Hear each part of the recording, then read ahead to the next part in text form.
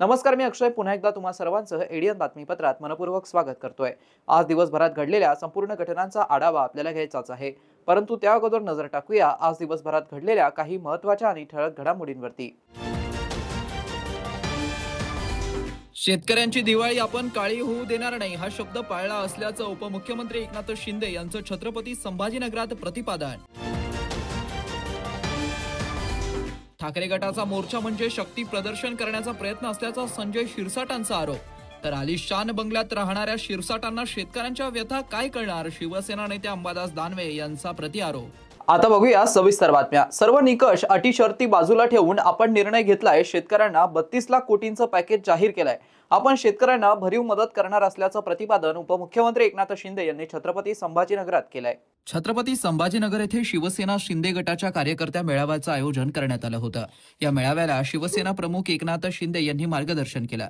यावेळी शिवसेनेचे मंत्री संजय शिरसाट, खासदार संदीपान भुमरे, आमदार प्रदीप जयस्वाल, तर विलास भुमरे, आमदार रमेश बोरनारे, आमदार संजना जाधव, जिल्हा प्रमुख राजेंद्र जंजाळ यांच्यासह पक्षाचे प्रमुख नेते, कार्यकर्ते आदींची उपस्थिती होती।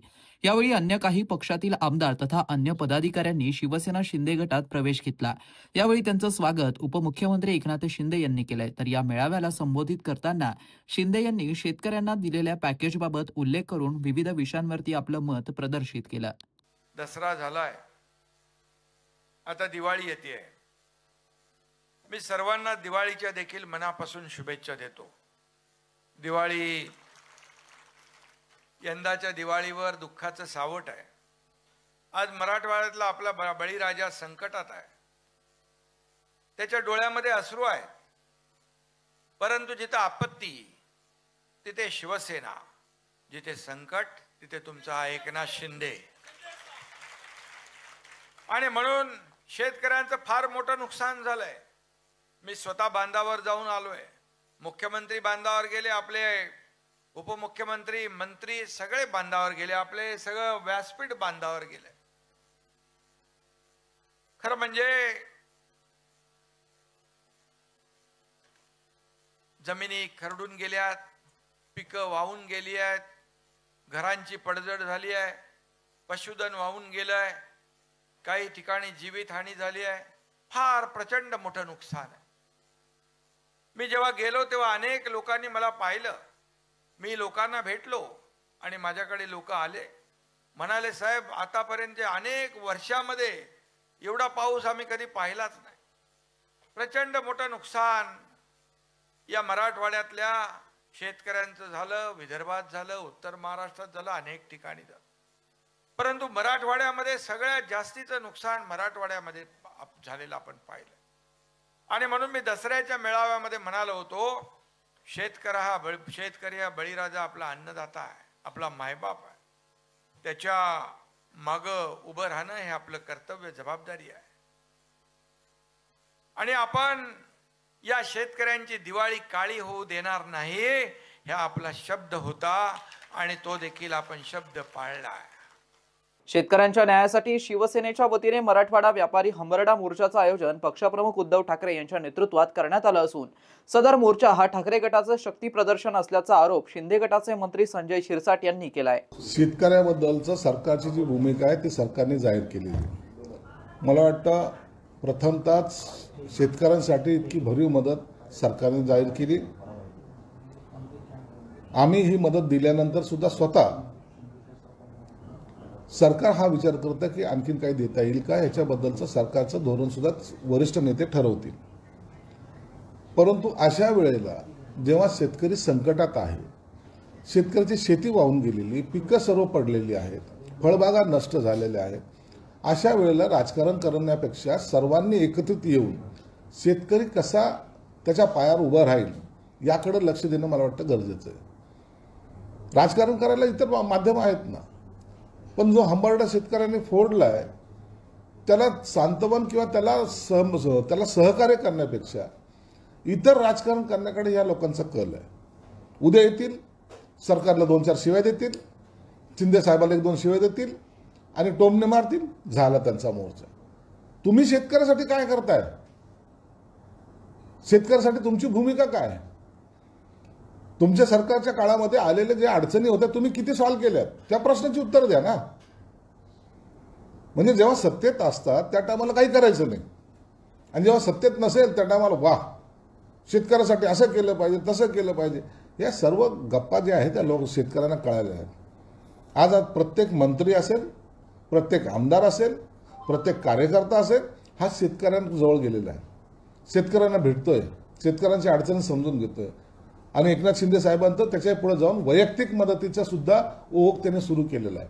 तर आलिशान बंगल्यात राहणाऱ्या शिरसाट यांना शेतकऱ्यांच्या व्यथा काय कळणार असा प्रतिप्रश्न माजी विरोधी पक्षनेते अंबादास दानवे यांनी शिरसाट यांना केलाय. यावरून पुन्हा एकदा शिवसेनेच्या दोन्ही गटात शाब्दिक चकमक होत असताना पाहायला मिळते.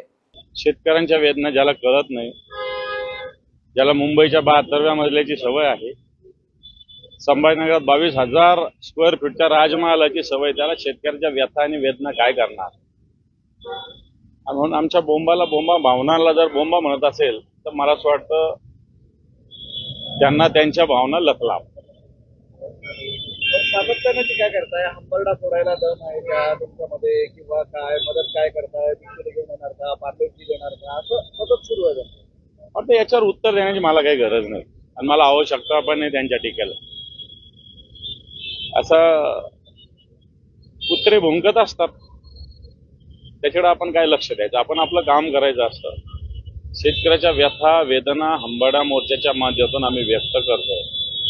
कारण सरकारचे कान बंद झालेले, यांना ऐशोरामाची सवय लागली, नोटाच्या मोठ्या बॅगाच्या बॅगा घरात घेऊन बसायची सवय झालेली आहे. सहकार मंत्री बरं झालंय कबूल केलं सहकार मंत्र्यांनी. यांना कशाचा नाद आहे? यांना नाद टक्केवारीचा आहे, गुत्तेदाराला लुटायचा आहे, महाराष्ट्राला लुटायचा आहे वेगवेगळ्या प्रकल्पाच्या माध्यमातून. मराठा आरक्षणाचा जो GR निघालेला आहे, तर हैदराबाद गॅझेटियर GR तो रद्द करा अशी त्यांची मागणी आहे. मोठ्या संख्येने लोक रस्त्यावर उतरतात. त्याच्या भावना जे ते व्यक्त करताय. मराठा समाजाने मराठा समाजाच्या भावना व्यक्त केल्या होत्या, सरकारने त्यांना प्रतिसाद दिला होता. आता ओबीसी भावना व्यक्त करतायत. मला असं वाटतं मराठा समाजाचं ओबीसी देत असताना कोणताही मराठा ओबीसी असं होत नाहीये की जो ओबीसीच आहे पण ज्याच्याकडे प्रमाणपत्र नव्हतं त्याला तोच ओबीसी होतोय. कुणबी म्हणजे काय? कुणबी म्हणजे काय? जो शेती करतो तो कुणबी आहे, कास्तकार तो कुणबी आहे. त्या मराठवाड्यात शेतकऱ्यांचा सगळ्यात जास्त नुकसान झालंय. एका निवडणुकांचा रणसिंग भाजप आणि शिंदेची शिवसेना दोघांच्या नियोजना बैठका मिळाव्या. आमचा पण अशाच पद्धतीनं मराठवाड्याचं शिबिर होतं कार्यकर्त्यांचं, परंतु शिबिर जेव्हा ठरलं त्याच्यानंतर ही अतिवृष्टी झाली. आम्ही हे शिबिर कॅन्सल केलं, रद्द केलं आणि शेतकऱ्यांच्या विषयी गावोगाव गेलो, शेतकऱ्यांना मदत दिली, तालुकानिहाय निदर्शनं केली, तहसीलवर कलेक्टरवर केली आणि आता विभागीय आयुक्तालयावर मोर्चा काढतोय. त्याच्यामुळे त्यांना राजकारणाच्या पोळ्या भाजायच्या लागल्या. आम्हाला शेतकऱ्याच्या व्यथा आणि वेदना आमच्या दृष्टीनं महत्वाच्या आहे. महाराष्ट्र विधान परिषदेच्या उपसभापती डॉक्टर नीलम गोरे या सध्या बार्बाडोस येथे सुरू असलेल्या 68व्या कॉमनवेल्थ पार्लिमेंटरी असोसिएशनच्या जागतिक परिषदेत महाराष्ट्राचं प्रतिनिधित्व करत असून या परिषदेत जगभरातील 28 देशातील प्रतिनिधी आणि भारतातील सुमारे 35 पीठासीन अधिकारी सहभागी झाले आहेत. उद्घाटन सत्रात parliament since Beijing +30 progress challenges and the road ahead of gender equality या विषयावरती डॉक्टर गोरे यांनी ओपनिंग रिमार्क्स सादर केलेत. याबाबत त्यांनी जारी केलेल्या व्हिडिओद्वारे अधिक माहिती दिली आहे. नमस्कार, मी बार्बाडोस येथून राष्ट्रकुल संसदीय मंडळाच्या जागतिक अधिवेशनातून बोलते आहे आणि त्यामधले खासदार आणि वेगवेगळ्या प्रकारचे पीठासीन अधिकारी यांच्यापैकी महाराष्ट्रातून साधारण 35 पीठासीन अधिकारी आणि 28 शासकीय अधिकारी यांच्यासोबत जवळजवळ 400पेक्षा भारतातले आणि संपूर्ण जगामधले लोक उपस्थित आहेत. यामध्ये सुरुवातीलाच पहिलं जे बीजिंग विश्व महिला संमेलनानंतर झालेली प्रगती, त्यातली आव्हानं आणि पुढे काय करायचं आहे याच्याबद्दलचं जे सत्र होतं त्याच्या उद्घाटन सत्रामध्येच मला ओपनिंग रिमार्क्स मांडण्याची संधी मिळाली होती आणि त्याबद्दलचे मुद्दे मी आपल्यासमोर सगळे मांडलेले आहेत. पण त्याच्या खेरीजसुद्धा AI आणि इंटेलिजन्सच्या सत्रामध्ये देखील मी असे काही इंटरव्ह्यू केलं. त्याचबरोबर काल CPAची पुढची काय वाटचाल असेल याबद्दलच्या सत्रामध्ये भाग घेतला. आणि आजसुद्धा काम करत असताना डिसॅबिलिटीच्या संदर्भात जे मोठं जागतिक राष्ट्रकुल संसदीय मंडळाचं अधिवेशन होणार आहे त्याच्यामधल्या मुद्द्यांमध्ये मी आपत्तीमध्ये महिला, बालकं, आणखीन जे दिव्यांग आहेत त्यांचे प्रश्न आहेत त्याच्या संदर्भामध्ये मुद्दे मांडलेले आहेत. तसंच लोकसभा, विधानसभा, केंद्र सरकार, राज्य सरकार, स्थानिक स्वराज्य संस्था यांच्यामधल्या संघर्षाच्या प्रश्नातसुद्धा गटचर्चेमध्ये मी मांडलेलं आहे की आमच्याकडे शांततामय मार्गाने लोकशाही पूर्ण परिवर्तन होऊ शकतं. तरी भारताची फार मोठी शक्ती आहे. आणि या सगळ्या कार्यक्रमामध्ये ओमप्रकाश बेडला, राहुल नार्वेकर आणि सर्व आमच्या संसदीय अधिकाऱ्यांनी भाग घेतलेला आहे. हरिवंश सिंह यांचंसुद्धा आज मोठं प्रेझेंटेशन झालेलं आहे. आणि राम शिंदे देखील या कार्यक्रमाला उपस्थित होते. शहरवासियांना एक सुवर्ण संधी. तुम्ही एखादा व्यवसाय करताय का? मग एडियनवरती जाहिरात करा आणि मिळवा व्यवसायात मोठा फायदा. तर वाट कसली बघत आहात? आत्ताच खाली दिसत असलेल्या नंबरवरती संपर्क साधा. आपल्याला अजूनही काही बातम्यांचा आढावा घ्यायचा आहे, परंतु इथे वेळ झाली आहे एका छोट्याशा ब्रेकची. कुठे जाऊ नका, पाहत रहा एडियन न्यूज.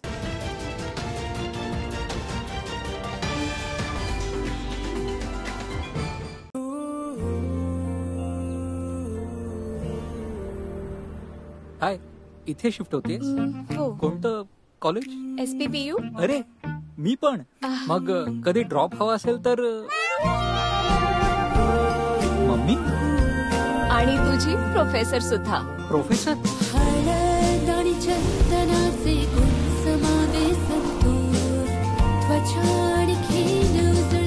आमच्या संतूर मम्मीकडे तर स्वतःची गाडी आहे. तू मला ऑफिसला सोड. बाळा, ती चंदन लेपाने बनलेली संतूर अगरबत्ती लाव बरं. तुमच्या भक्ती इतकी शुद्ध, अस्सल चंदन लेपाने बनलेली संतूर अगरबत्ती. दिवाळी निमित्त सर्व नागरिकांना खूप खूप शुभेच्छा. ही दिवाळी सुख, समृद्धी, आरोग्य द्यावे, चांगले जावे हे माझ्यातर्फे, माझ्या परिवारातर्फे व माझ्या शैक्षणिक संस्थेतर्फे सर्वांना दिवाळीच्या खूप खूप शुभेच्छा. मी डॉक्टर मोहम्मद मजर अनवर खान, अध्यक्ष कोहिनूर शिक्षण संस्था, औरंगाबाद, संभाजीनगर. हाय, नमस्कार, हॅप्पी दिवाळी. आणि दिवाळीच्या निमित्तानं छत्रपती संभाजीनगरच्या सर्व रहिवाशांना माझ्याकडनं हार्दिक हार्दिक शुभेच्छा. हॅप्पी दिवाळी. हाय, नमस्कार. आपल्या सगळ्यांना दिवाळीच्या खूप साऱ्या शुभेच्छा. संभाजीनगरमध्ये जे आमचे लाडके प्रेक्षक आहेत त्या सर्वांना दीपावलीच्या खूप साऱ्या शुभेच्छा.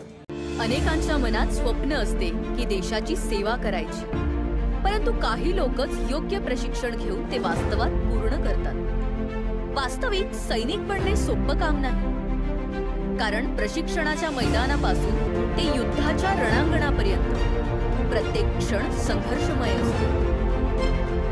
फक्त जो इमानदार, समजूतदार असेल आणि ज्याची इच्छाशक्ती प्रबळ असेल असाच व्यक्ती या क्षेत्रात टिकू शकतो. प्रत्येक वर्षी अनेक परीक्षार्थ्यांना यश प्राप्त होते, ते फक्त आणि फक्त गरुडचे पगाडणे. पंख आम्ही देतो, उंच भरारी तुम्ही घ्या.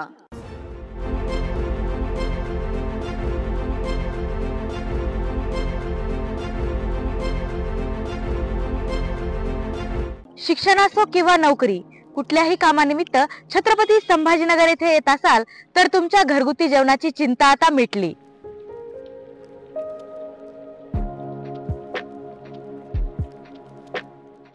माझं नाव विलास साबळे. मी राहणारा तथा जालन्याचा. मी छत्रपती संभाजीनगरमध्ये 5 ते 6 वर्षापासून MPSC ची तयारी करतो आणि जेव्हापासून इथे आलेलो तेव्हापासून मी रुचिरा स्वयंपाकघरामध्ये जेवण करतो. घराच्या जेवणाची मला थोडी पण आठवण येत नाही, कारण रुचिरा स्वयंपाकघराचं जेवण हे घरच्या जेवणासारखं आहे. आणि इथल्या जेवणामध्ये टेस्ट आहे त्याच्यामध्ये सांगायचं झालं तर खूप सगळ्या गोष्टी आहेत की त्या टेस्टी आहेत. आणि इथल्या जेवणाचा माझ्या बॉडीवरती कसलाही दुष्परिणाम झाला नाही. आणि सेकंड थिंग म्हणजे इथे हायजीन आणि फूड टेस्ट खूप छान प्रकारचे आहे. तकरीबन 15 साल से आता हूँ. जब भी वेजिटेरियन खाना दिल बोला तो यहाँ आके खाता हूँ, क्योंकि यहाँ का टेस्ट और क्वालिटी बहुत अच्छी है. और ये लोग जो सामान इस्तेमाल करते हैं पकाने के लिए एकदम क्वालिटी वाला सामान रहता है और यहाँ पे साफ सफाई भी काफ़ी रहती है और टेस्ट भी अच्छा रहता है। और स्पेशली मैं तो बोलूँगा यहाँ का जो जवारी की रोटी और बेसन जो क्या बोलते पिठला भाकरी एंड दैट थिंग बैगन का भरता जो रहता है वो काफ़ी टेस्टी है। और दूसरा जो है ये आलू पराठा, मेथी paratha, puran poli, they are good in taste, very fine and I am satisfied by. घरगुती जेवणाच्या चवीसाठी एकदा अवश्य भेट द्या रुचिरा स्वयंपाकघर येथे। मस्त मास्क पहना रे तूने। Thank you sir. वो जान बचाने के लिए पहनना पड़ता है ना सर। रेडीमेड है या टेलर मेड है? ऑनलाइन ऑर्डर किया है सर। एक और है क्या? है ना सर। देना। बहुत मस्त लगे आपको। ये ना सर।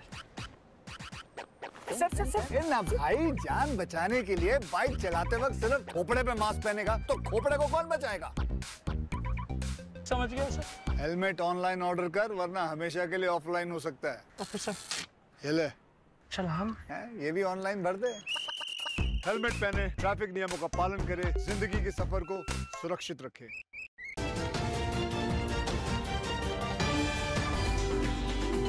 ब्रेकनंतर पुन्हा एकदा स्वागत। आपण बघत आहात एडियन बातमीपत्र।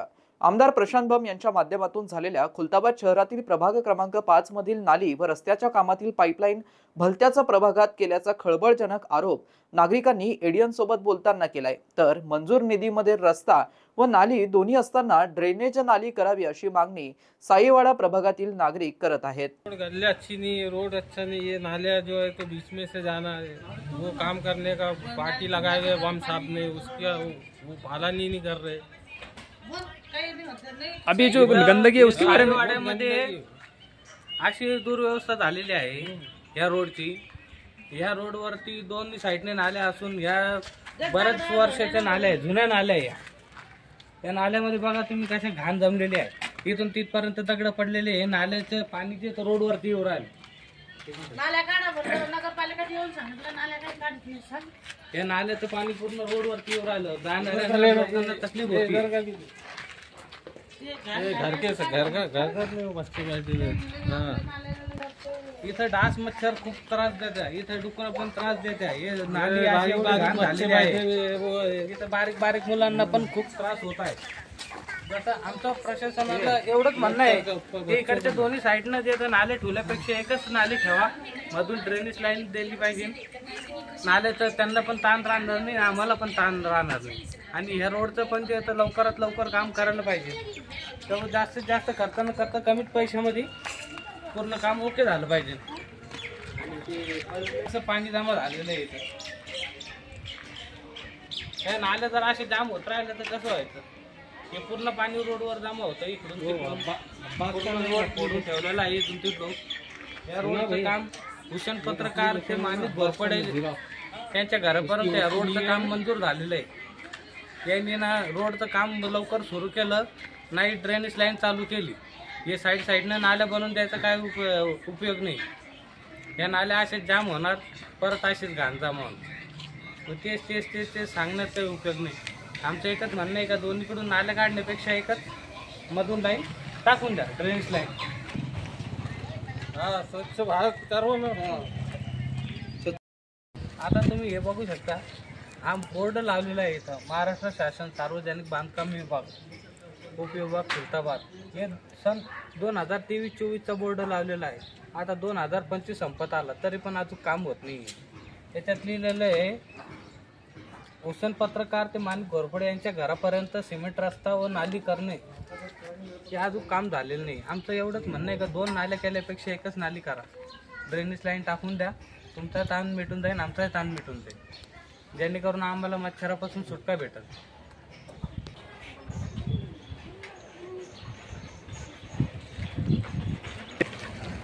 आशीर्वाद असू द्या।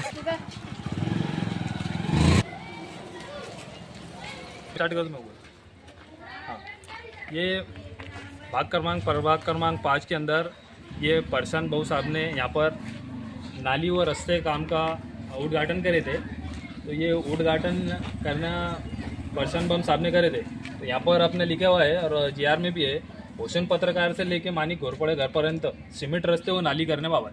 तो ये नाली करने बाबत बोले तो यहाँ पर जिसने लिया है काम, तो ये नाली करने का नहीं बोल रहा है यहाँ पर, जबकि जीआर के अंदर भी इसके अंदर है। सार्वजनिक बांधकाम के अंदर हमने भी एक एप्लीकेशन दी हुई है और उप मुख्य अधिकारी नगर पालिका में मैंने एप्लीकेशन दी हुई है। ये सब हमारे महल्लेदारों की सबकी सहन है और ये जो तो उसका जीआर है। बम साहब ने जो भी पार्टी यहाँ पर गड़ाए थे, इसके अंदर उल्लेख लिखा है यहाँ नीचे, सबसे नीचे प्रभाग क्रमांक 5 में मानिक घोरपड़े से लेके तो हुसैन पत्र घर तक नाली व रस्ते करण्याबाबत, तो ये नाली नहीं कर रहे अपने ठेकेदार जो है, तो यहाँ पर बोल रहे कि नाली का कुछ भी नहीं है इसके अंदर। फक्त रोड बनवून देत यांचे कॉन्ट्रॅक्टदार पद्धती हे सांगते आम्ही फक्त आता रोड बनवून देणार, नाली बनवणार नाही।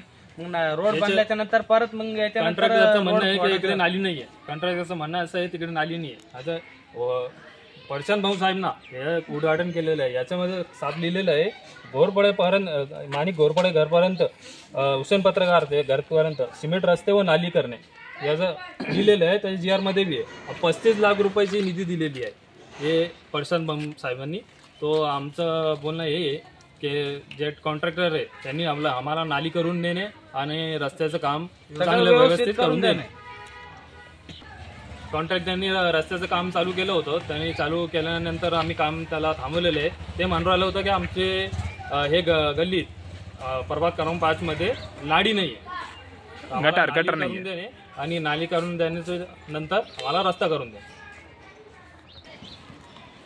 आमचं जर समजा हे काम झालं नाही, कॉन्ट्रॅक्टदार पद्धतीने करा, कसं बी करा, पण आमचं काम सगळं व्यवस्थित करून द्या। आम्हाला रोड बनवून आणि ड्रेनेज लाईन जे अंडरग्राउंड करून द्या।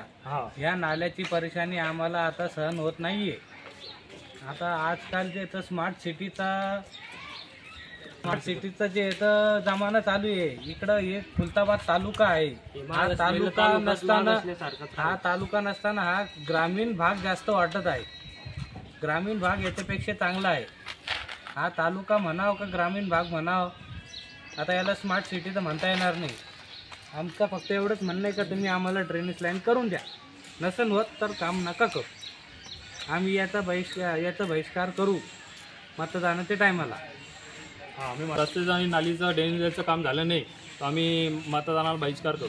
पूर्ण सगळं गल्ली या माणिक घोरपडे घरापासून ते हुसेन पत्रकार ते घर आम्ही सगळे हे गल्लीवाले बहिष्कार करू। वर्ल्ड अलायन्स ऑफ बुद्धिस्ट संस्थेकडून पूज्य भंते धम्माचार्यो यांच्या मार्गदर्शनाखाली धम्माकाया फाउंडेशनच्या माध्यमातून दिनांक 16 ऑक्टोबर 2025 रोजी सकाळी 11:30 वाजता श्रामणेर प्रशिक्षण केंद्र खुरगाव नांदुरसा तालुका जिल्हा नांदेड येथे भव्य कठीण चिवरदान कार्यक्रमाचं आयोजन करण्यात आलं असून सदर कार्यक्रमाचा सर्व उपासक उपासकांनी लाभ घ्यावा असं आवाहन समाजभूषण डॉक्टर भीमराव हत्तीआंबिरे यांनी केलंय। सर्व उपासक उपासिका यांना माझा सप्रेम जय भीम।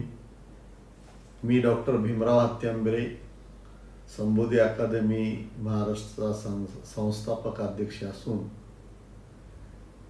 जागतिक स्तरावर बौद्ध धर्मासाठी काम करणाऱ्या वर्ल्ड अलायन्स ऑफ बुद्धिस्टच्या यूथ इम्पॉवरमेंटचा उपाध्यक्ष आहे। जागतिक स्तरावर एक धम्मकाया फाउंडेशन म्हणून बौद्ध धर्मासाठी काम करणारी मोठी संस्था आहे। साधारणतः 1,500 एकरमध्ये त्याचं मोठं विहार उभा आहे। त्या विहारामार्फत धम्मकाया फाउंडेशन मार्फत जगभरातील जवळपास 300-400 ठिकाणी कठीण चिवरदानचे कार्यक्रम घेतले जातात। यावर्षी हा कार्यक्रम नांदेड जिल्ह्यातील खुरगाव येथे पूज्य भदंत पयाबोधी महाथेरो यांच्या श्रामणेर प्रशिक्षण केंद्रामध्ये आयोजित केलेला आहे। बौद्ध धर्मियामध्ये कठीण चिवरदानाला अत्यंत महत्त्व आहे, कारण बौद्ध भिक्खू वर्षावास करत असतात, आपल्या विहारात ध्यान साधना धम्मप्रवचन करत असतात आणि त्याचा समारोप म्हणून सगळीकडे कठीण चिवरदानचा कार्यक्रम आयोजित करण्यात येतो। यावर्षी नांदेड जिल्ह्यात खुरगाव येथे गुरुवार दिनांक 16 ऑक्टोबर रोजी सकाळी 11:30 वाजता हा कार्यक्रम आहे। या कठीण चिवरदान कार्यक्रमामध्ये हजारोच्या संख्येने उपासक उपासिकांनी सहभागी व्हावं असं मी विनम्र आवाहन करतो. जय भीम, जय भारत, नमो बुद्धाय. बुधवार दिनांक 15 ऑक्टोबर रोजी संबोधी अकादमी महाराष्ट्र व वर्ल्ड अलायन्स ऑफ बुद्धिस्ट संस्थेच्या वतीने समाजभूषण डॉक्टर भीमराव हत्तीअंबिरे यांच्या मार्गदर्शनाखाली प्राप्त झालेल्या बुद्ध मूर्ती प्रतिष्ठापना या कार्यक्रमाचं आयोजन दौलताबाद येथे दुपारी करण्यात आलं असून या कार्यक्रमास उपासक उपासिका यांनी मोठ्या संख्येने उपस्थित राहावं असं आवाहन आयोजक विनोद कांबळे यांनी केलंय. सर्व उपासक व उपासिका यांना सप्रेम जय भीम. मी विनोद कांबळे, वाळूज महानगर राष्ट्रवादी काँग्रेस शरदचंद्र पवार पक्षाचा सामाजिक न्याय विभागाचा अध्यक्ष आहे. बुधवार दिनांक 15 ऑक्टोबर रोजी संबोधी अकादमी महाराष्ट्र व वर्ल्ड अलायन्स बुद्धिस्टच्या वतीने बुद्ध रूप म्हणजेच बुद्ध मूर्ती प्रतिष्ठापनेचा कार्यक्रम दुपारी 2:30 वाजता संपन्न होत आहे.